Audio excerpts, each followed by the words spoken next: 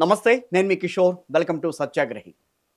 చాలా రోజుల తర్వాత తెలంగాణ మాజీ ముఖ్యమంత్రి బీఆర్ఎస్ అధినేత కేసీఆర్ ప్రజల ముందుకు రాబోతున్నారు అని చెప్పి తెలుస్తోంది. దీనికి సంబంధించి ప్రస్తుతం నాతో ఉన్నారు BRS co founder Veera Mallu Prakash గారు. ఒకసారి ఆయనతో మాట్లాడదాం. ఏం జరగబోతోంది అంటే బీఆర్ఎస్ తీసుకునే నిర్ణయాలు ఏ రకంగా ఉంటాయి ఆయన మాటల్లో విందాం. నమస్తే సార్. నమస్తే కిషోర్ గారు. చాలా రోజుల తర్వాత అందరూ అంటే బీఆర్ఎస్ శ్రేణులంతా కూడా ఎదురు చూస్తున్నారు. కేసీఆర్ గారు రావాలి, వస్తే కానీ మళ్ళీ రాష్ట్రం గాడిలో పడదన్నది వాళ్ళ ఆలోచన నిజంగానే. సో ఈ నేపథ్యంలో రేపు ఏం జరగబోతోంది?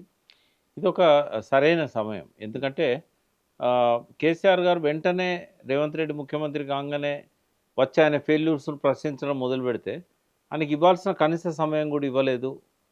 మీరేమో ఎప్పటి నుంచో సీనియర్ లీడరు, అదివరకు కేంద్ర మంత్రి, రాష్ట్ర మంత్రి, తర్వాత ముఖ్యమంత్రిగా 9.5 ఏళ్ళు పనిచేశారు. ఆ పిల్లోడు కదా, కొత్తగా వచ్చాడు, ఇప్పటివరకు మంత్రి కూడా కాలేదు, మొదటిసారి ముఖ్యమంత్రి అయ్యాడు, సర్దుకోవాలి కదా, నేర్చుకోవాలి కదా, ఇట్లాంటివి వచ్చేటి. అవును. కానీ 2 ఇయర్స్ చూశాడు ఆయన. 2 ఇయర్స్లో చాలా ఓపిక పెట్టాడు. ఎందుకంటే అసహనం అనేది రోజు రోజుకు పెరిగిపోతూ ఉంది ఈయన చేసే పనుల వల్ల. కేసీఆర్ గారు చేసిన మంచి పనులను మట్టిలో కలిపేస్తున్నాడు. ఆయన ప్రాజెక్టులు కడితే కూల్చుతున్నాడు, కూలగొట్టే వాళ్ళకు మద్దతు ఇస్తున్నాడు. నేను చెప్తూ వచ్చాను, మేడిగడ్డ కూడా విధ్వంసమే. ఎప్పుడైతే కేసీఆర్ గారి ఆ టైంలో ముఖ్యమంత్రి ఉన్న టైంలో ఎన్నికల షెడ్యూల్ వచ్చిన తర్వాత రెవెన్యూ కానీ పోలీస్ కానీ ఆయన చేతిలో ఉండదు. ఆ టైంలో చూసి మేడిగడ్డ బ్లాస్ట్ చేశారు. మొన్న మానేరు మీద బ్లాస్ట్ చేసిన దాన్ని చూసినట్టయితే 100% మేడిగడ్డ కూడా అందరికి గుర్తొచ్చింది. మేడిగడ్డ అయితే ఇదైతే మానేరు మీద కట్టింది అయితే 100% మేము ఎందుకు చేస్తామని అన్నారు కదా. బ్లాస్ట్ మేము ఎందుకు చేసుకుంటాం, వాళ్ళు ఎందుకు చేస్తారు? రేవంత్ రెడ్డి చేయడు. ఇసుక కోసం వాళ్ళు మాఫియా చేసేదాన్ని రేవంత్ రెడ్డి సమర్థిస్తున్నాడు. ఈ రోజు వరకు అరెస్ట్ చేయలేదు. ఇదే కాదు, హుసేన్ మియా వాగు మీద చెక్ డ్యామ్ చిన్నది, దీనంత పెద్దది కాదు, ఇది 24 కోట్లతో కట్టారు, అది చిన్నది. దాన్ని వేల్చేయడానికి ఇసుక కోసము అక్కడ అన్ని జిలెటిన్స్, డిటనేటర్స్ పెట్టారు.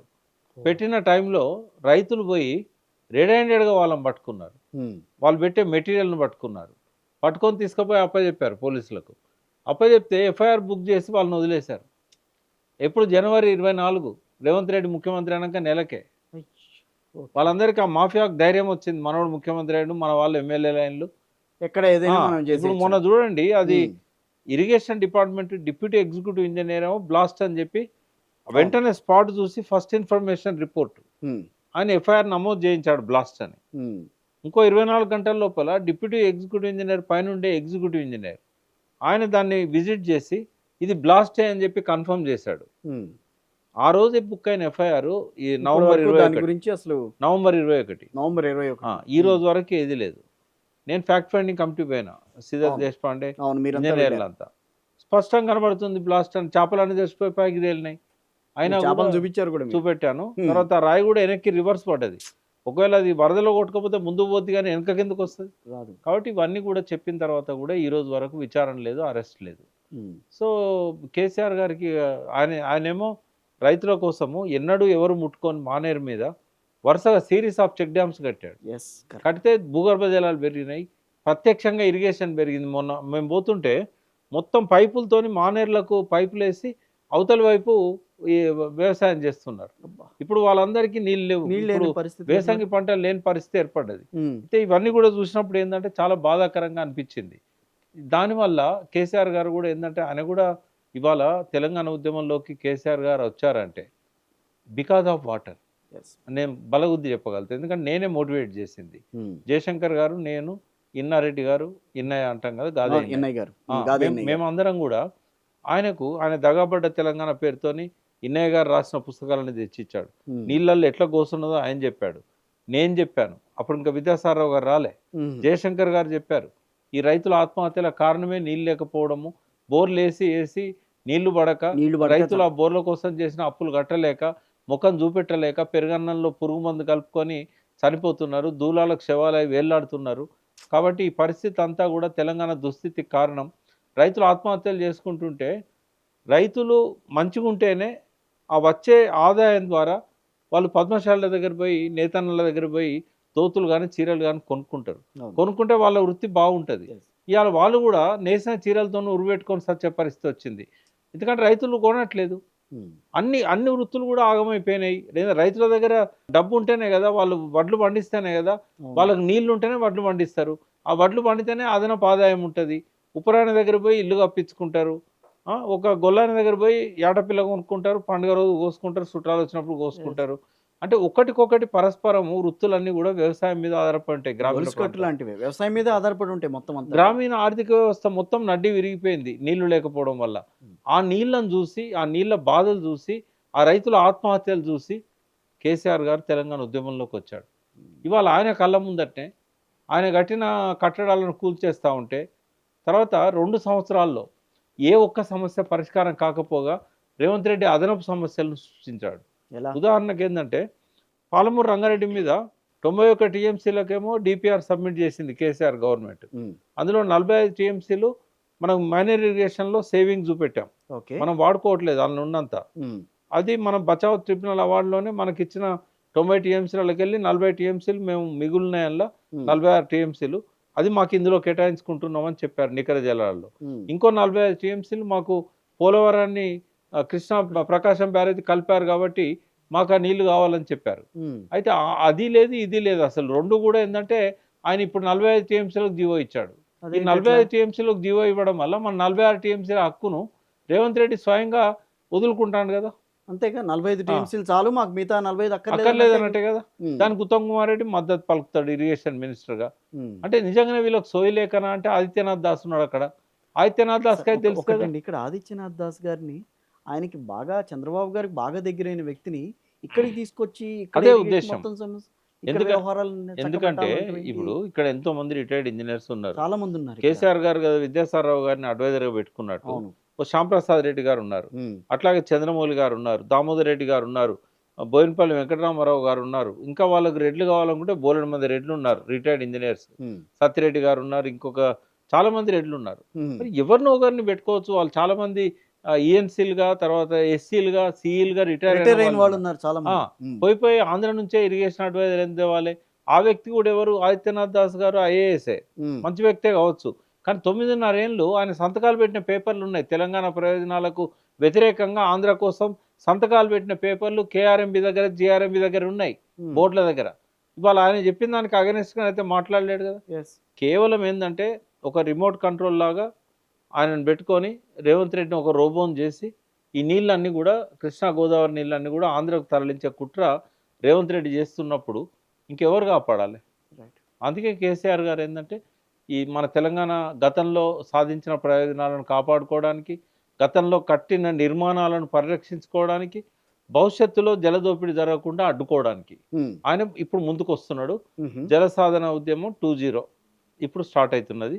2.0 కాబట్టి ఎవరైతే ఉద్యమ స్ఫూర్తి ఉన్న వాళ్ళు ఉన్నారో పాత విషయాలని పక్కకు పెట్టి మరొకసారి తెలంగాణ జలసాధన ఉద్యమం కేసీఆర్ గారి నాయకత్వంలో సాగాలి. ఆయన మాత్రమే ప్రజలకు అర్థమయ్యే భాషలో జరుగుతున్న అన్యాయాలను చెప్పగలుగుతాడు. ఎందుకంటే ఈ జలం అనేది ఒక టిపికల్ సబ్జెక్ట్, చాలా తక్కువ మందికి మాత్రమే దానిలో అవగాహన ఉంది. కాబట్టి ఆయన అయితేనే ప్రజల భాషలో దాన్ని చెప్పగలుగుతాడు. గతంలో కూడా జలసాధన ఉద్యమాన్ని దాదాపుగా 45-50 రోజుల పాటు నడిపి ఆ సోయి కల్పించింది ఆయనే. కాబట్టి మళ్ళీ ఆయనే దీన్ని భుజాన వేసుకుంటున్నాడు. వెల్కమ్ చేద్దాం. తప్పకుండా ఆయనే ఈ పోరుబాటు అనేది ఎంత వీలైతే అంత తొందరగా మొదలు పెట్టాలని కోరుకుంటున్నాను. అంటే ఇప్పుడు బనకచెర్ల వ్యవహారం కానీ, ఇప్పుడు ఆ బనకచెర్ల పక్కకి వెళ్ళిపోయింది, నల్లమల సాగర్ ఇప్పుడు రాబోతోంది. ఇప్పుడు దానికి సంబంధించి డిపిఆర్ కూడా సిద్ధమైపోయింది. దాన్ని కూడా మళ్ళీ లైమ్లైట్లోకి తేవాలన్న ప్రయత్నం జరుగుతోంది. సో వీటన్నిటినీ కూడా బీఆర్ఎస్ మొదటి నుంచి వ్యతిరేకిస్తోంది. అది పెద్ద కుట్ర. ఇది ఇప్పుడు బనకచెర్ల కాదని దీన్ని తీసుకొచ్చారా? ఎందుకు తీసుకొచ్చారు? పెద్ద కుట్ర ఉంది దాని వెనకాల. చంద్రబాబు బనకచెర్ల విషయంలో ఆంధ్రాకి సంబంధించిన కొంత నేతలే వ్యతిరేకించారు. ఇదే ఇప్పుడు ఇలా పెద్ద కుట్ర ఏందో చెప్తాను నేను. ఫస్ట్ టైం మీ ద్వారా పోవాలి ఇది. నాకు 20-30 కోట్లు సేవ్ అవుతుందని చంద్రబాబు నాయుడు చెప్తున్నాడు. ఇక్కడ సేవ్ అయ్యేది డబ్బు కాదు. ఇవాళ తెలంగాణ ప్రజల హక్కులను దోచుకోవడానికి గోదావరి నది నీళ్ళ మీద ఉన్న హక్కులను ఒక అద్భుతమైన ప్రణాళిక క్రియేట్ చేశాడు. ఎందుకంటే పోలవరం ద్వారా బనకచెర్లకి ఇద్దామంటే కేంద్ర ప్రభుత్వమే అడ్డుకున్నది. కాబట్టి బనకచెర్ల అనేది కేంద్ర ప్రభుత్వం ఒకసారి రిజెక్ట్ చేసింది, రాష్ట్ర ప్రభుత్వం కూడా వ్యతిరేకించింది, అఖిలపక్ష మీటింగ్ పెట్టి కూడా వ్యతిరేకించింది. మనసులో లేకపోయినా బయటికి మాత్రం ఉత్తమ్ కుమార్ రెడ్డి వ్యతిరేకిస్తున్నా అని చెప్పిండు. రేవంత్ రెడ్డి ఏమో ఢిల్లీ పోయి సంతకం పెట్టి వచ్చి నిపుణుల కమిటీ ఏం చెప్తా అది వింటా అన్నాడు. సరే ఇక్కడ రేవంత్ రెడ్డి బట్టబయలు అయిపోయాడు. చంద్రబాబు గోదావరి నీళ్ళను ఆంధ్రకు తీసుకుపోవడమే కాదు, రేవంత్ రెడ్డిని కూడా కాపాడుకోవాలి ఆయన. ఎందుకంటే ఆయన మనిషి కదా, భౌతికంగానే ఆయన కాంగ్రెస్లో ఉంటాడు, మానసికంగా ఆయన అక్కడే ఉంటాడు. కాబట్టి ఆ నీళ్ళ ప్రయోజనాలను నెరవేర్చుకోవడము, రేవంత్ రెడ్డిని 4 కాలాల పాటు కాపాడుకోవాలి. కాబట్టి ఇక దాని పేరు మార్చి ఏం చేసి నల్లమల సాగర్ అన్నాడు. నల్లమల సాగర్ ద్వారా బనకచెర్ల కంటే ఎక్కువ అన్యాయం జరుగుతుంది మాకు. ఎట్లా అంటే బొల్లేపల్లి దాకా ప్రకాశం బ్యారేజ్ పోతాయి, నీళ్లు పోతాయి. బొల్లేపల్లికి పోయిన తర్వాత నల్లమల సాగర్ లింక్ ఎందుకు పెట్టారు తెలుసా? నిజంగానే ఎత్తిపోసిన నీళ్ళన్నీ నల్లమల సాగర్ పోవాలని కాదు. Nallamala Sagar direct Srisailam back water ఏదైతే ఉంటుందో, బ్యాక్ వాటర్ ఉంది, దానికే హోల్ చేశారు గుట్టకు. ఇంకా యథేచ్ఛగా ఆడ గేట్లు లేపంగానే ఆ గుట్ట కిందికి వెళ్ళి టనెల్ ద్వారా రోజుకో టీఎంసీ పోతూనే ఉంటుంది. అయితే ఆ రోజు ఆ నీళ్ళని తీసుకుపోవాలా. ఆ నీళ్ళని తీసుకుపోవాలంటే ఇక్కడైతేనో ఎత్తులు వంపులు ఇవన్నీ ఉంటాయి. పోతిరెడ్డి పాడాలంటే అక్కడ నీళ్ళు రావాలి, అక్కడ నుంచి మళ్ళీ బనకచెర్ల పోవాలి. బనకచెర్ల దగ్గర 3 ఉంటాయి, ఆ 3 నుంచి ఒక ఛానల్ ద్వారా తీసుకుపోవాలి. ఆడ తెలుగంగ మీద ఒత్తిడి ఉంటుంది, ఇంకో దాని మీద ఒత్తిడి ఉంటుంది. ఎస్ఆర్బిసి నికర జలాలు ఉన్నాయి, దానికి 19 టీఎంసీలు. ఈ గొడవ అంతా మనకెందుకు? డైరెక్ట్ శ్రీశైలం నుంచే డైరెక్ట్ తీసుకపోవచ్చు కదా. పేరుకు మాత్రం నల్లమల సాగర్ బొల్లెపల్లి లింక్ అంటాడు, స్ట్రక్చర్ చూపెడతాడు, నేను అక్కడి నుంచే తీసుకొస్తున్నా అంటాడు. ఇక వెలుగొండ అన్నట్టు, నల్లమల సాగర్ అంటే Veligonda project. So direct tunnel నుంచి తీసుకుపోతాడు. ఇది పెద్ద కుట్ర. ఇది వచ్చే వరద జలాలు పేరుతోని మిగులు జలాలు నికర జలాలు అన్నింటినీ దోసుకుపోయే కుట్ర. మరి ఆ వెలుగొండ ప్రాజెక్ట్ అనేది గతంలోనే మొదలెట్టారు కదా. మొదలుపెట్టారు. ఇప్పుడు ఏంటంటే దాని ద్వారా తీసుకుపోవడం వల్ల వీళ్ళకు ఈ పోతిరెడ్డి పాడ దగ్గరికి వస్తే టెలిమెట్రీ లెక్కలు ఇవన్నీ మనకు ఉంటాయి. అక్కడ నుంచి ఏంటంటే దానికి టెలిమెట్రీ పెట్టలేదు. తర్వాత పెట్టనిస్తారు, పెట్టనియరు, అది వేరు విషయం. బట్ ఏంటంటే గోదావరి కావేరి అనే పేరుతోని ఈ నల్లమల సాగర్ను బ్యాలెన్సింగ్ రిజర్వాయర్ చేసి అక్కడ నుంచి యథేచ్ఛగా తరలించకపోయే కుట్ర. అయితే ఇలా గోదావరి కావేరి అనేసరికి ఏమవుతుందంటే 80% డబ్బు కేంద్ర ప్రభుత్వం పెడుతుంది, అసలు ఆబ్జెక్షనే ఉండదు. అంతే కదా, వాళ్ళ ఆబ్జెక్షన్ వ్యతిరేకించినట్టుగా అసలు దీన్ని వ్యతిరేకించడానికి కూడా ఉండదు. కేంద్ర ప్రభుత్వం ఏం వ్యతిరేకించదు, ఎందుకంటే నల్లమల సాగర్ దీనికి రిజర్వాయర్ ఉన్నది కాబట్టి తీసుకెళ్తారు. కాబట్టి ఇదంతా ఒక పెద్ద కుట్రలో భాగంగా జరుగుతూ ఉంది. అయితే బనకచెర్లని వ్యతిరేకించడానికి తెలంగాణకి ఏ కారణాలు అయితే ఉండేవో అవే కారణాలు నల్లమల సాగర్ను కూడా వ్యతిరేకించడానికి ఉంటాయి. కాబట్టి దాన్ని ఎట్టి పరిస్థితుల్లో ముందుకు పోనిచ్చేది లేదు. ఇటువంటి అన్యాయాలు జరుగుతున్నాయి కాబట్టి కేసీఆర్ గారు ఇవాళ దాని గురించి మాట్లాడబోతున్నారు. అదొక్కటే కాదు, అసలు మేడిగడ్డ ఎందుకు రిపేర్ చేయలేదు? చేయాలి కదా. ఎన్డీఎస్ఏ చెప్పింది కదా. మరి 2 సంవత్సరాలు అయినా కూడా 7th బ్లాక్ ఏదైతే ఉన్నదో 400-500 కోట్లు అయితే కడతారు కదా. అది వాళ్ళే కడతామని చెప్పారు కదా ఎల్ఎన్టీ వాళ్ళు. ఇప్పటి వరకు ఎందుకు ముట్టుకోలేదు? అసలు ఎన్డీఎస్ఏ దాన్ని రిపేర్ చేయమని ఎక్కడ చెప్పలేదని చెప్పి కాంగ్రెస్ నేత వచ్చి తప్పది, వాళ్ళకి తెలియదు. దాన్ని రిపేర్ చేయాలని చెప్పారు. ఇంకోటి ఇప్పటిదాకా చేసిన రిపేర్ కూడా ఎన్డీఎస్ఏ చెప్తేనే చేశారు. అవును. అనిల్ కుమార్ గారు అక్కడ ఈఎన్సీ ఉన్నప్పుడు పీసీ ఘోష్ అడిగారు, మీరు ఎందుకు ముట్టుకున్నారు దాన్ని అని. ఎన్డీఎస్ఏ చెప్పింది మీరు ఇచ్చిన రిపోర్ట్లో కూడా ఉందని చెప్పాడు ఆయన. అంటే వాళ్ళు ఒక ఇంటరిమ్ రిపోర్టు ఆర్ఈసీ ఇంజనీర్లు వాళ్ళు ఇచ్చిన రిపోర్ట్లో ఉంది, అది మిగతా దెబ్బతినకుండా తక్షణమే కాపాడుకోవాలని. ఆ రకంగా దాన్ని రిపేర్ చేయకపోవడానికి కారణం కూడా ఏంటంటే చంద్రబాబు నాయుడు డెల్టా ప్రజలకు అక్కడ ఎక్కువ సీట్లు వచ్చినాయి ఉభయ గోదావరి జిల్లాలలో. వాళ్ళ ప్రయోజనాల కోసం గలగల గోదావరి డెల్టా దాకా పోతూనే ఉండాలి. అందుకని మేడిగడ్డ ఉంటే వాళ్ళకి ఇబ్బందులు ఉన్నాయి. మీరు ధవళేశ్వరం ఆనకట్ట అని వికీపీడియాలు చూడండి, అలా రాశారు, ఈ మేడిగడ్డ కట్టిన కానీ మాకు నీళ్ళు వస్తలేవు, ఖరీఫ్లో నాట్లకు నీళ్ళు వస్తలేవు, యాసంగి పంటల కోతలకు ముందు నీళ్ళు ఉంటలేవు, కాబట్టి మా పంటల ఉత్పాదన తగ్గుతున్నది అని చెప్పి వికీపీడియానే రాసుకున్నారు, ధవళేశ్వరం ఆనకట్ట అనే ఒక వికీపీడియా చాప్టర్లో. కాబట్టి ఆ మేడిగడ్డ ఉన్నంతకాలం వీళ్ళకు నాట్లకు నీళ్ళు ఉండయి. ఆడ జనవరి తర్వాత పంట అంటే మా పొట్టకొచ్చే వరి పొట్టకొచ్చే సమయానికి నీళ్ళు సరిపోవు, తాళ ఎక్కువ వస్తుంది. అందుకని వాళ్ళు ఆందోళన 2019 నుంచి చేస్తున్నారు. 2019 వేసంగి పంటల కాడ నుంచి 2023 దాకా వాళ్ళు ఆందోళన చేస్తున్నారు. అందుకే దాన్ని బ్లాస్ట్ చేసి 1 shot 2 birds అన్నట్టు, ఒకటేమో నాసిరకమైందని చెప్పి ఏటీఎంగా మారింది కాళేశ్వరం అనేది రుజువు చేయడానికి, అది కూలిపోయిందని చెప్పి కుంగిపోయిందని కూలేశ్వరం అని చెప్పి ఒక పక్క ప్రచారం చేసి కేసీఆర్ గారిని మళ్ళీ రాకుండా ఆపగలిగాడు సక్సెస్ఫుల్గా.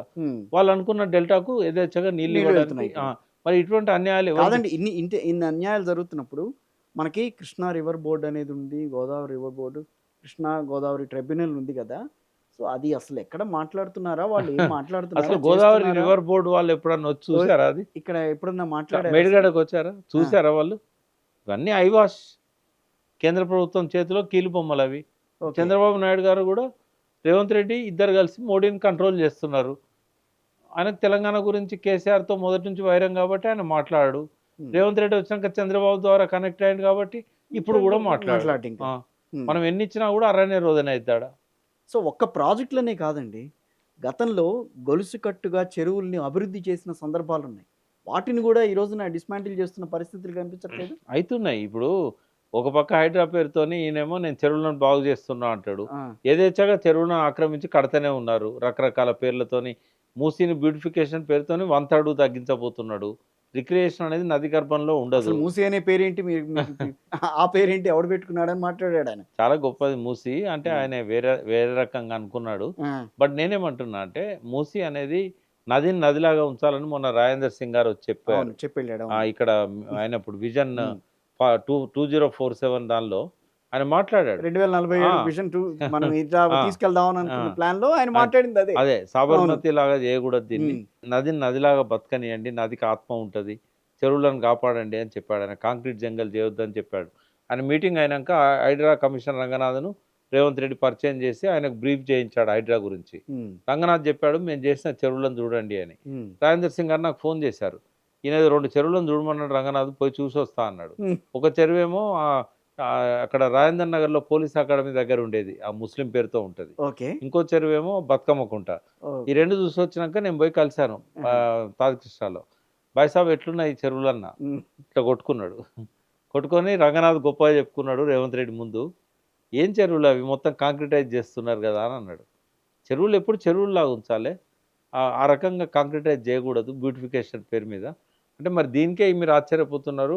150,000 కోట్లతో మూసి బ్యూటిఫికేషన్ అట. మూసీని బ్యూటిఫికేషన్ అంటే దాన్ని నాలాగా చేస్తారా ఏంది, ఉమ్. డ్రైనేజ్ నాలాగా అన్నాడు. ఏమో మరి పడవ పోయేంత చేస్తారేమో. చుట్టుపక్కల అన్ని చాలా అద్భుతంగా లేవండి వాళ్ళు చూపించిన విజువల్స్. అవేంటంటే ఎప్పుడు కూడా నది లోపల ప్రభుత్వం కూడా ఎంకరేజ్ చేయకూడదు నదిని. అంటే ప్రభుత్వం వల్ల బండలేసి కాంక్రిటైజ్ చేసిన సుప్రీంకోర్టు తీర్పుకు విరుద్ధం. 2001లో సుప్రీంకోర్టు ఇచ్చిన తీర్పు ఏదైతున్నదో వాటర్ బాడీస్ లాగానే ఉంచాలి. ఒకవేళ కనుక మూసీలో ఆ ప్రాజెక్ట్ అమలు చేయాలనుకుంటే నేనే పోతా కంటెంప్ట్ ఆఫ్ కోర్ట్ కింద రేవంత్ రెడ్డి మీద కేసు వేస్తా. 2001 జడ్జిమెంట్ ఉంది, వాటర్ బాడీస్ లాగానే ఉంచాలి.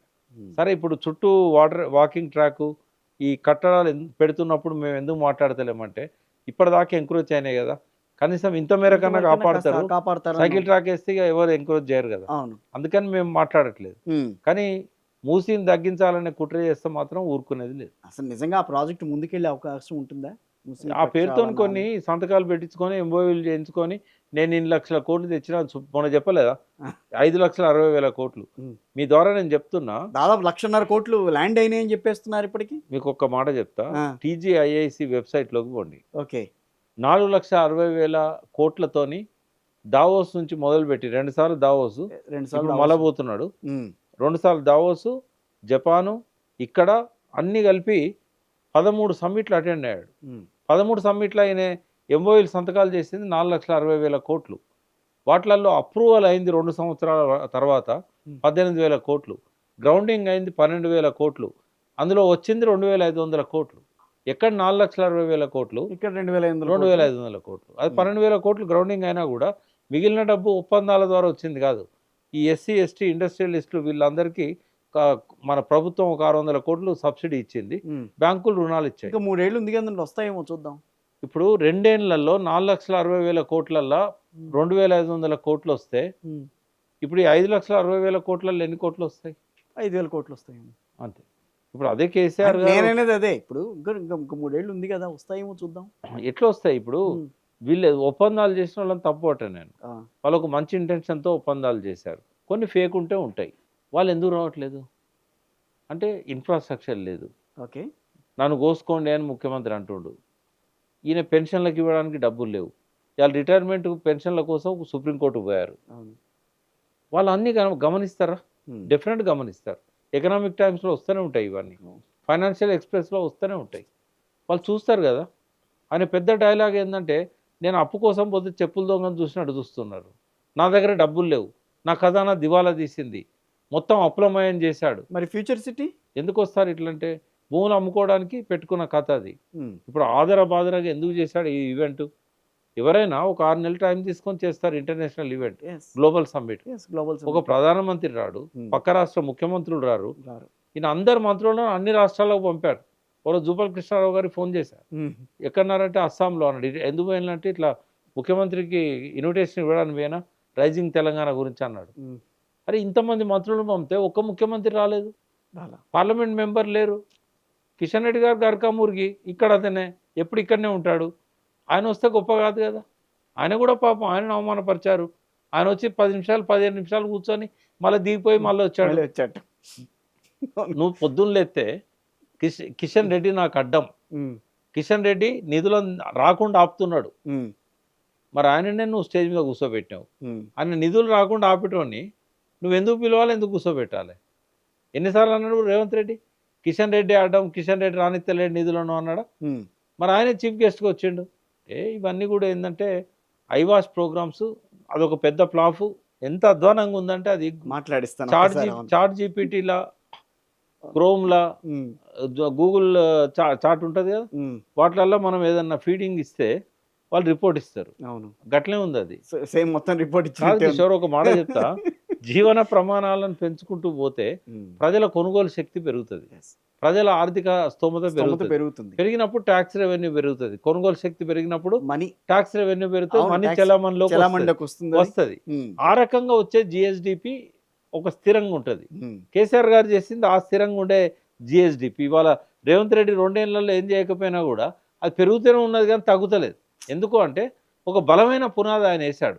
దానికి కారణం ఏంటంటే ఆయన తెచ్చిన 3.5 లక్షల కోట్ల అప్పు 85%, 85% ఉత్పత్తుల మీద పెట్టాడు, ప్రొడక్టివ్ సెక్టర్ మీద పెట్టాడు.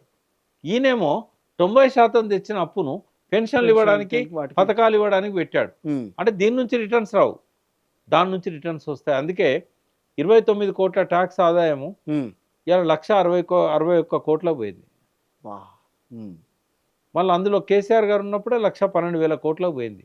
ఇంకా పెరుగుతూ వస్తుంది. ఎందుకంటే ఆయన వేసిన పునాది అయితే పోదు కదా, గ్రోత్ అయితే ఉంటుంది. ఇప్పుడు ఒక చెట్టును పెట్టిండు ఆయన, చెట్టు కాయలు కాసింది, రేవంత్ రెడ్డి వచ్చిండు అని కాయకుంటుంటుందా? లేదు. కాబట్టి ఆ ఫలాలు అనేటివి ఇప్పుడు అంతనే ఉన్నాయి. కానీ కాకు చెప్పింది ఏంటంటే ఆశ్చర్యకరంగా ఉంది. 2 సంవత్సరాల నుంచి ఆర్థిక ప్రగతి అనేది తిరోగమన దిశలో ఉందని చెప్పారు. అది జాలదా రేవంత్ రెడ్డికి సమాధానం? కరెక్టే. అందుకే ఇవాళ ఎందుకు వాళ్ళు సంతకాలు చేసి పెట్టుబడులు పెట్టడానికి ముందుకు రావట్లేదు అంటే వెయిట్ అండ్ సీ, ఈ ప్రభుత్వం ఎట్లుంటుందో చూద్దాం. బట్ ఈ ప్రభుత్వం ఏంటంటే ఇండస్ట్రియలిస్టులకు అనుకూలంగా లేదు. 4 సిటీ ఎందుకు ఆడావిడిగా పెట్టిండాడా అంటే వాళ్ళ చుట్టాలు, వాళ్ళ బంధువులు, వాళ్ళందరూ కూడా విపరీతంగా ల్యాండ్స్ కొన్నారాడ. వాటికి విలువ క్రియేట్ చేయడానికి రియల్ ఎస్టేట్ డమాల్ అన్నది కాబట్టి దాని నుంచి ట్యాక్స్ ఆదాయం వస్తలేదు. కాబట్టి నేనేదో దాన్ని ఉద్ధరించిన. ఎందుకంటే కేసీఆర్ అంటే నీళ్ళ మనిషి అందరికీ తెలుసు, రేవంత్ రెడ్డి భూముల మనిషి, రియల్ ఎస్టేట్ మనిషి. కేసీఆర్కి ఎక్కడ ఒరి ఉన్నదో తెలుసు, ఎక్కడ వాగున్నదో తెలుసు, ఎక్కడ చెరువు ఉన్నదో తెలుసు, ఎక్కడ కాంటూర్, గోదావరి రిడ్జా, కృష్ణాదా అన్నీ తెలుసు ఆయనకు. ఏ నది ఎటు పారుతుందో కూడా తెలుసు, ఏ వాగు ఎక్కడెక్కడ చెరువులు నింపుతుందో కూడా తెలుసు. కానీ రేవంత్ రెడ్డికి ఇవేవి తెలియవు. ఆయనకి ఎంతవరకు తెలుసు అంటే సర్వే నెంబర్ చెప్తే ఓనర్ పేరు చెప్తాడు, అద్దులు చెప్తాడు, ఇది 30 ఎకరాలు, ఇది 40 ఎకరాలు, ఇక్కడ 1007 ఇది ఫలానా ఉన్నది, ఈ చాలా నుంచి సుప్రీంకోర్టులో ఉంది, ఇది డిస్ప్యూట్ ఉంది. దీనిలో మాత్రం రేవంత్ రెడ్డిని మించినోడు లేడు, నీళ్ళల్లో కేసీఆర్ను మించినోడు లేడు. కాబట్టి ఇప్పుడు ఆయన ఏంటంటే అందరూ రియల్ ఎస్టేట్ డమాల్ అన్నది. ఎందుకంటే ప్రతి 3లో ఒకరు రియల్ ఎస్టేట్ చేస్తారు హైదరాబాద్లో. నువ్వేం చేస్తున్నావు అంటే రియల్ ఎస్టేట్ అని చెప్తారు. అందరి నోట్లే మన్ను పడ్డది 2 ఏళ్ల నుంచి. ఎవ్వరికి రూపాయి దొరుకుతలేదు, అప్పుల పాలైన అందరూ. ఎక్కడ భూములు అక్కడనే ఉన్నాయి. 4 లక్షల అపార్ట్మెంట్ ఫ్లాట్స్ అమ్ముడు పోకుండా మిగిలిపోయినాయి. దానివల్ల ఏమైంది, కొత్త కన్స్ట్రక్షన్. మరి గజం 171 కోట్ల రూపాయలు, హైప్ అది. అయితే నేను అనేది ఏంటంటే హైప్ క్రియేట్ చేశారు. హైప్ క్రియేట్ చేసి కొంతమంది కొనిపిస్తారు.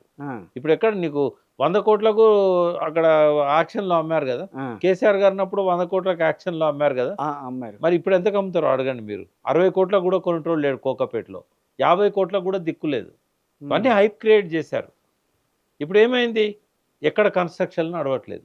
అవును. కన్స్ట్రక్షన్ నడవకపోతే ఏమవుతుంది తెలుసా? 28 రకాల వస్తువులు భవన నిర్మాణంలో వాడతారు. అవును. అవన్నీ వాటి ఉత్పత్తి వాటి తగ్గిపోతుంది. కొనుగోలు లేదు వాటి ఇక. కొనుగోలు లేదు. షాపులల్లో సేల్ ట్రాన్సాక్షన్స్ లేవు. దాని మీద ఆధారపడ్డ కూలీలు మళ్ళీ వెనక్కిపోయారు. వాళ్ళు అంతే కదా! ఇవాళ కూలీలు అందరు లేరు ఇక్కడ. మొన్న బీహార్ పోయిన వాళ్ళు మళ్ళీ రాలేదు. ఇక్కడ పనే దొరుకుతలేదు.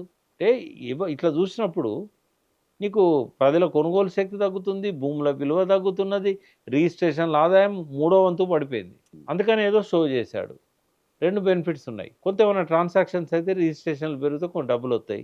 వాళ్ళ వాళ్ళ అనుయాయుల భూములకు రెక్కలు వస్తాయి.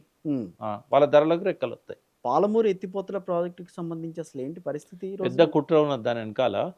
ఆయన ఎప్పుడైతే కొడంగల్ డీలింక్ చేసిండో అప్పుడే మాకు అర్థమైంది. కొడంగల్ నీళ్లు వస్తున్నాయి కదా! కొడంగల్ డీలింక్ ఎందుకు చేశాడంటే ఆయన నియోజకవర్గానికి మాత్రం నీళ్ళు రావాలి, పాలమూరు మాత్రం నీళ్ళు రావద్దు. ఓకే, ఇటు పక్కకి వెళ్ళాలి నీళ్లు, కానీ ఇటువైపు రాకూడదు. అంటే ఏంటంటే దాన్ని డీలింక్ చేశాడు. ఒకవేళ కనుక పాలమూరు రంగారెడ్డి పూర్తి అయితేనే కొడంగల్కు నీళ్ళు వస్తాయి. ఓకే, అయితే ఆంధ్రకు నీళ్ళు పోవాలి. ఆంధ్రకు నీళ్ళు పోవాలంటే పాలమూరు రంగారెడ్డి పండబెట్టాలి. అది ట్రయల్ రన్ అయింది ఆల్రెడీ. కేసీఆర్ గారు ఉన్నప్పుడే పంపులు పనిచేసినాయి, నీళ్లు పోసినాయి. మీ విజువల్స్ ఉంటాయి మీ దగ్గర. ఉన్నాయి. ఆయన ఎప్పుడు ఆయన దిగిపోవడానికంటే 6 నెలల ముందే పంపులు పనిచేసినాయి. చాలా ఆయన ఆనందపడ్డాడు, పాలమూరు రంగారెడ్డిలో జల ప్రవాహాలను నేను క్రియేట్ చేయగలిగినా అని. ఈయన ఏం చేశాడు, ఆడ చంద్రబాబు నాయుడు మనకు రాయలసీమకు కోస్తాకు నీళ్ళు కావాలి, మరి మీరు పాలమూరు రంగారెడ్డి కట్టుకుంటే మాకు నీళ్ళు ఎక్కడి వస్తాయి, కాబట్టి దాన్ని ముట్టుకోకని చెప్పాడు. మరి దాన్ని ముట్టుకోవద్దంటే నా కోడంగల్కు నీళ్ళు పోవు కదా. అందుకని డీలింక్ చేసి దాన్ని భారీగా దాని వ్యయాన్ని పెంచి, ఎందుకంటే ఆ కాంట్రాక్టర్స్ దగ్గర మళ్ళీ మామూలే కదా, మళ్ళీ రాఘవ కన్స్ట్రక్షన్సే మళ్ళీ. ఓకే, ఈయన ఎవరైతే పొంగులేటి ఉన్నాడో, పొంగులేటి కంపెనీ వాళ్ళదే కదా, రాఘవ కన్స్ట్రక్షన్ వాళ్ళదే. ఆయన పేరు లేకపోవచ్చు, ఆయన కుటుంబ సభ్యుల పేర్లు ఉంటాయి. సో ఆయనకే ఇచ్చాడు మళ్ళీ విపరీతంగా ధరలు పెంచేసి. కాబట్టి ఇప్పుడు అది కంప్లీట్ అవుతుంది కావచ్చు. కానీ అక్కడ పాలమూరుకున్న వాళ్ళ గొడవలు అవుతూ ఉంటాయి. ఎందుకంటే జూరాల మీద ఒత్తిడి ఉన్నదనే పాలమూరు రంగారెడ్డిని శ్రీశైలం రిజర్వాయర్ బ్యాక్ వాటర్కు మార్చాడు ఆయన. జూరాల నుంచి ఆడున్నది 15 టీఎంసీలు. అది ఆ రిజర్వాయర్ 17 టీఎంసీలు, 17.84 జూరాల కెపాసిటీ. అలా నీళ్ళు ఆపుకునేది 11 టీఎంసీలు. ఎందుకంటే అంతకంటే ఎక్కువ ఆపినట్టయితే ఆడ రాయచూరు దగ్గర అన్ని మునుగుతాయి. ఆ 11 టీఎంసీలు ఆపుకుంటే మిగతా అది ఆ నీళ్ళు వచ్చేది ఒక 30 రోజులు వస్తుంది వరద నీరు. దాని మీద నెట్టెంపాడి 20 టీఎంసీలు నెట్టెంపాడుకు, అది మిగులు జలాల్లోకి వెళ్ళి నెట్టెంపాడు ఆయకట్టు, గద్వాల గట్టు మండలాలు వెనకాల వాటికి నీళ్లు కావాలి. అది పూర్తిగా ఎడారి లక్షణాలను సంతరించుకున్నది. ఆడ బ్రహ్మదేవుడు మొక్కలు మొలిసినాయి తెలంగాణలో ఆ టైంలో. అటువంటి దాన్ని సస్యశ్యామలం చేయడానికి అది కేసీఆర్ కంప్లీట్ చేశాడు నెట్టెంపాడు. అట్లనే భీమా, దానికి నికర జలాలు ఉన్నాయి. అయితే దీనికి 25 టీఎంసీలు, దీనికి 20 టీఎంసీలు, దానికి 20 టీఎంసీలు, 40 టీఎంసీలు. మళ్ళీ జూరాలకు ఓన్ ఆయకట్టు ఉంది, దానికి 17.84 టీఎంసీలు, 1,00,000 ఎకరాలకు పైన దానికి ఆయకట్టు ఉంది. ఇవన్నీ అయినాక కోయిల్ సాగర్, దానికి కూడా సప్లిమెంటేషన్, ఇవన్నీ అయిన తర్వాత కోడంగల్ పోవాలి. కానీ ఈయన ముఖ్యమంత్రి కాబట్టి మొదలే తీసుకుపోతాడు, పాలమూరు ఎండిపోతుంది. ఇక్కడనేమో భీమా మీద నెట్టెంపాడు మీద ఎఫెక్ట్ పడుతుంది, జూరాల ఆయకట్టు మీద ఎఫెక్ట్ పడుతుంది, మళ్ళీ ఆర్డిఎస్ జూరాల లింక్ కెనాల్ నది దానికి ఎఫెక్ట్ పడుతుంది, కోయిల్ సాగర్కి ఎఫెక్ట్ పడుతుంది. ఇవన్నీ పండబెడితేనే ఆయన నీళ్ళు తీసుకుపోగలుగుతాడు కోడంగల్కు. మరో పక్కన పాలమూరు రంగారెడ్డికి అన్యాయం ఎట్లా చేస్తున్నాడు అంటే, ముందే చెప్పినట్టుగా 91 టీఎంసీలు ఉన్నదాన్ని 45 టీఎంసీలు చాలన్నాడు, సగానికి సగం తగ్గించి జీవో ఇచ్చాడు. ఆయనేమో అక్కడ డిపిఆర్ ఏమో కేసీఆర్ 91 టీఎంసీలకు మాకు నీళ్లు కావాలని చెప్పాడు. ఇక్కడేమో 45 టీఎంసీలతోని 10 లక్షల ఎకరాల ఆయకట్టు ఎట్లా వస్తుంది? ఇప్పుడు అది 12 లక్షల ఎకరాల ఆయకట్టు. నువ్వు కోడంగల్ డీలింగ్ చేసినా కూడా 11 లక్షల ఎకరాలకు నీళ్లు రావాలి. 45 టీఎంసీలతో వస్తే మనకు మైండ్ ఇరిగేషన్లో 45 టీఎంసీలు, 45 టీఎంసీలు మనకు పోలవరం ద్వారా రావాల్సినవి. 80 టీఎంసీలు ఏవైతే బచావత్ అవార్డులో నువ్వు ఎప్పుడైతే ప్రకాశం బ్యారేజ్కి గోదావరి నీళ్ళని తీసుకొస్తావో, బై డిఫాల్ట్ ఇక్కడ నువ్వు 80 టీఎంసీలు పై రాష్ట్రాలకు ఇవ్వాలి. తెలంగాణకు 45 ఇవ్వాలి, మిగతా 35 పై రాష్ట్రాలకు ఇవ్వాలి, కర్ణాటక మహారాష్ట్రకు. 45 ఈ 46 మైనర్ ఇరిగేషన్లో ఉన్న మన వాటాలో ఆ మిగులు నీళ్లను దీనికి జోడించి కేసీఆర్ గారు 91 టీఎంసీలు అంటే ఈయన 45 టీఎంసీలు చాలని చెప్పాడు. అంటే కట్టే ఉద్దేశం లేదు. వీటన్నిటిని ఎవరు సరి చేస్తారండి? ఇంకా అసలు సరి చేసే ఆస్కారం ఉందా? ఇప్పుడు మెడల్ వంచి సరి చేయడానికి ప్రజలు ఉద్యమానికి రావాలి. ఆ జల సాధన అనేది ఒక ఉద్యమ రూపంలో ముందుకు సాగాలి. దానికోసమే కేసీఆర్ గారు మరొకసారి తన నాయకత్వాన్ని అందించాల్సిన అవసరం ఉన్నది. ఈ రకరకాల కారణాలతో కేసీఆర్ని తిట్టిన వాళ్ళు, కేసీఆర్ దూరం పెట్టిన వాళ్ళు, కేసీఆర్కి ఓటైన వాళ్ళు సోయి తెచ్చుకొని ఉద్యమంలో రావాలి. ఇది ఎలక్షన్లు కావు కదా. నీ తెలంగాణ హక్కుల కోసం, నీ తెలంగాణ సాగునీటి ప్రయోజనాల కోసం, మనకు రావాల్సిన వాటా సాధన కోసం కేసీఆర్ ముందుకు వచ్చినప్పుడు ఈ పాత ఉద్యమకారుల నుంచి మొదలుపెట్టి రైతాంగం అంతా కూడా ఆయనకు బాసటగా నిలిస్తేనే రేవంత్ రెడ్డి ఆటలకు అడ్డు కట్టేయగలుగుతాం, లేకుంటే కాదు. కానీ రేవంత్ రెడ్డి మొన్న సర్పంచ్ ఎన్నికల్లో వాళ్ళదే పైచేయి కాబట్టి సర్పంచ్ ఎన్నికల్లో ఎవరు చెప్పలేరు ఎవరు గెలిచారు ఏం చేశారు. మా సొంత ఊర్లో కాంగ్రెస్ ఓడిపోయింది. మా ములుగు నియోజకవర్గంలో మెజారిటీ సీట్లు బీఆర్ఎస్ ఈ లెక్కన చూస్తే ఏంటంటే చాలా నియోజకవర్గాలలో కూడా బీఆర్ఎస్ 50% ఉంది. 50% అయితే ఉంది బీఆర్ఎస్ కొంత అక్కడక్కడ ఏంటంటే వాళ్ళ సర్పంచ్లకు గుర్తులు ఉండవు కాబట్టి. కాదు కానీ ఒక మాట అంటున్నాను, వేరేగా అనుకోకండి. అసలు బీఆర్ఎస్ వాళ్ళు ఎవరు కూడా దీన్ని పెద్దగా ఎట్లాగూ సర్పంచ్ ఎన్నికలు అంటే అవి వదిలేశారు. అందరూ కూడా బీఆర్ఎస్ భవన్ కే పరిమితం అయ్యారు అని చెప్పి వాస్తవం. అది ఎక్కడ కూడా ₹1 ఖర్చు పెట్టలేదు ఇక్కడ నుంచి పార్టీ ఫండ్. పెద్ద జనంలో అయితే చేంజ్ అయితే వచ్చింది, ఇక్కడ వచ్చింది. అది కూడా ఇప్పుడు రేపు ఎంపీటీసీలు అవి ఉన్నాయి కదా, పార్టీ గుర్తు మీద జరుగుతాయి. అప్పుడు బయటకు వస్తుంది కదా. వన్ సైడ్ ఉండాలి లోకల్ బాడీస్ అధికార పార్టీకి, అంతే వన్ సైడే ఉంటాయి. వన్ సైడ్ లేవు కదా, అన్ని పార్టీలు కలిపి సగానికంటే ఎక్కువ తీసుకున్నాయి కదా. అవును, మరి అక్కడ కనబడతలేదా? జూబ్లీస్ లాగా రాత్రి మాయ చేయడానికి కొన్ని వేల గ్రామ పంచాయతీలలో వీలు కాదు కదా. కరెక్ట్. కాబట్టి ప్రతిఘటన ఉంటుంది, వ్యతిరేకత ఉంటుంది. సో ఇప్పటి నుంచి అయితే మాత్రం బీఆర్ఎస్ కథన రంగం అయితే కొంచెం పార్టీ కోసం కాదు వాళ్ళు చేసేది, తెలంగాణ జల సాధన కోసం, జలాల మీద హక్కుల కోసం. రేవంత్ రెడ్డి అప్పనంగా కృష్ణా గోదావరి నీళ్లను ఆంధ్రకు అప్పచెప్తున్న దాన్ని వ్యతిరేకిస్తూ మనకు రావాల్సిన వాటా కోసం, గతంలో సాధించుకున్న హక్కులను కాపాడుకోవడం కోసం, గతంలో కట్టిన నిర్మాణాలను పేల్చేస్తుంటే దాని మీద ఒక వ్యతిరేకత లేకుండా ఉన్నది. దాని ప్రజలను డెఫినెట్గా దానికోసం సమాయత్తం చేయాలి. ఎందుకంటే ఎఫ్ఐఆర్లన్నీ మూలపడిపోయినాయి. అక్టోబర్ 21, 2023 నాటి మేడిగడ్డ ఎఫ్ఐఆర్నే ఇప్పటివరకు చూసిన లేరు. సుప్రీంకోర్టు గోజ్ దగ్గర నుంచి ఎవరు దాన్ని పట్టించుకున్నది లేదు. మరి ఇవన్నీ బయటికి తీసి దుమ్ము దులిపి కేసులు పెట్టేయాలన్నా, వాళ్ళకి భయం కల్పించాలన్నా, మరొకటి పేల్చకుండా కాపాడుకోవాలన్నా ఉద్యమం అవసరం. ప్రభుత్వం పట్టించుకున్నప్పుడు ప్రజలే మెడలు వంచాలి. ప్రభుత్వం మెడలు ఓటేశారు కదా, మరి నిలదీసే హక్కు కూడా ప్రజలకే ఉంటుంది కదా. కాబట్టి ఆ సోయి కల్పించడానికే కేసీఆర్ వస్తున్నారు. నేనైతే మనసు నిండా ఆహ్వానిస్తున్నా కేసీఆర్ గారిని. ఎందుకంటే ఆయన దిగుతేనే ప్రజల లోపల వాళ్ళకి అర్థమయ్యేటట్టుగా చెప్పగలుగుతాడు, ఆ సోయి కల్పించగలుగుతాడు. అధికార పక్షం ఏం చెప్తుందనంటే ఆయన అసలు రాడు, బయటికి రాడు, ఇంకా అంటే చాలా కష్టపడవచ్చు. రేవంత్ రెడ్డి శక్తి వంచన లేకుండా కష్టపడ్డాడు ఆయన రానియకుండా ఆపడానికి. పేగులు మెడకేసుకుంటా, కనుగుడ్లతో గోళీలు ఆడతా, లాగుల తొండలు తొడగొడతా, ఎన్ని అనాలనో అని అన్నాడు. ఎందుకంటే ఆయన సుజన విధేయుడు. ఆయన అడగోలు మాటలు మాట్లాడితే వచ్చి తిట్టే బాపది కాదు ఆయనే. కాబట్టి ఆయన ఓపిక పట్టిండు దేనికైనా ఉంటుంది కదా. కాబట్టి అలా ప్రజల్లోకి ఆయన వెళ్ళిండంటే మళ్ళీ భగీరథుని లాగానే జలాలను కాపాడుకునే ప్రయత్నం చేస్తాడు. Thank you very much. Thank you.